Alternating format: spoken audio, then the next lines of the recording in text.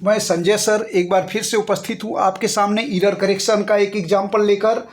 देखते हैं निश्चित तौर पर बोर्ड परीक्षा और अन्य परीक्षाओं में आपको जो है एरर करेक्शन का क्वेश्चन सही करने में ये हमारी एग्जाम्पल की सीरीज निश्चित तौर पे कुछ ना कुछ बढ़िया सिद्ध होगी, अच्छा सिद्ध होगी, बेटर सिद्ध होगी, आपके लिए उपयोगी होगी। देखिए स्क्रीन पे देखिए, लिखा है identify the error and supply the correction in the following sentence. Mrs Neera told me that she could helped me. अब ध्यान दीजिएगा, ये देखिए ये नरेशन का सेंटेंस है, इनडायरेक्ट स्पीच में लिखा गया है, indirect narration. Mrs Neera told me that she could helped me. आप देखेंगे तो यहाँ Mrs Neera told me that she could तक एकदम सही है सेंटेंस।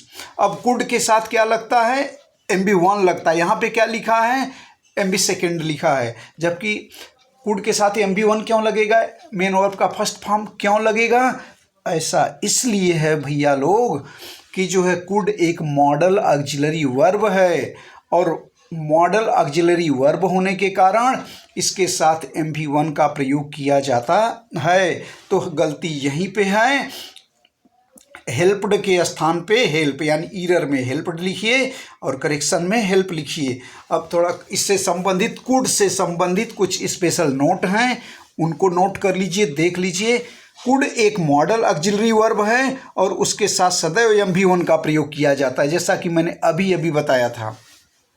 MB2 में देख लीजिए, SN2 में देख लीजिए, कैन का पास्ट टेंस कुड होता है, कैन का पास्ट टेंस कुड होता है।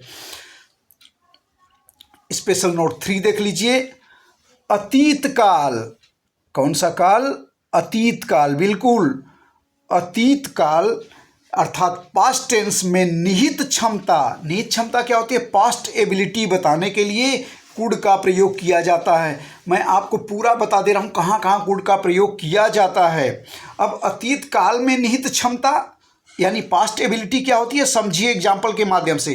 Radha could pass the examination, यहाँ पे देखिए राधा परीक्षा पास कर सकती थी, अर्थात राधा के पास एबिलिटी थी, राधा के पास एबिलिटी थी कि वो परीक्षा पास कर सकती थी, लेकिन उसने परीक्षा पास किया या नहीं इस सेंटेंस से पता नहीं चलता है, एकदम मालूम नहीं चलता है कि राधा ने परीक्षा पास किया कि नहीं, लेकिन उसके अंदर एबिलिटी थी।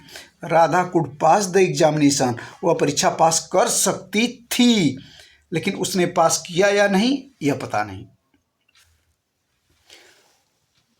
अब हम लोग देख लेते हैं SN4 को देखते हैं। विनम्र अनुरोध या अनुमति अर्थात पोलाइट रिक्वेस्ट और परमिशन के लिए कुड का प्रयोग किया जाता है। जी हाँ, विनम्र अनुरोध या अनुमति पोलाइट रिक्वेस्ट के लिए कुड का प्रयोग किया जाता है।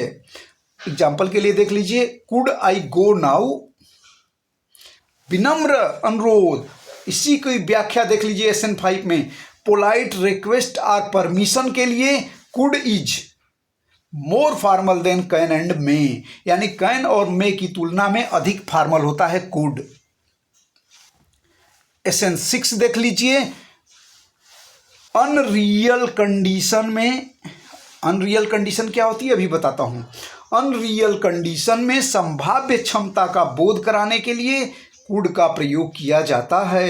एग्जाम्पल के माध्यम से देखिए, if I had more money I could by A car, यानी मेरे पास अधिक धन होता और ज़्यादा धन होता तो मैं कार खरीद लेता, यानी धन है नहीं, यही अनरियल कंडीशन है।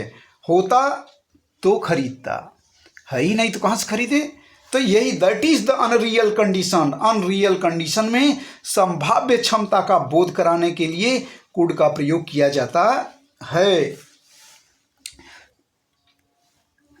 और कुड के प्रयोग से निश्चित तौर पे देखिए कुड का प्रयोग कहाँ कहाँ होता है, मैं आपको इसके माध्यम से बिल्कुल पूरी तरह से बताने की कोशिश किया हूँ कि आप कुड का प्रयोग पूरी तरह से जान लें।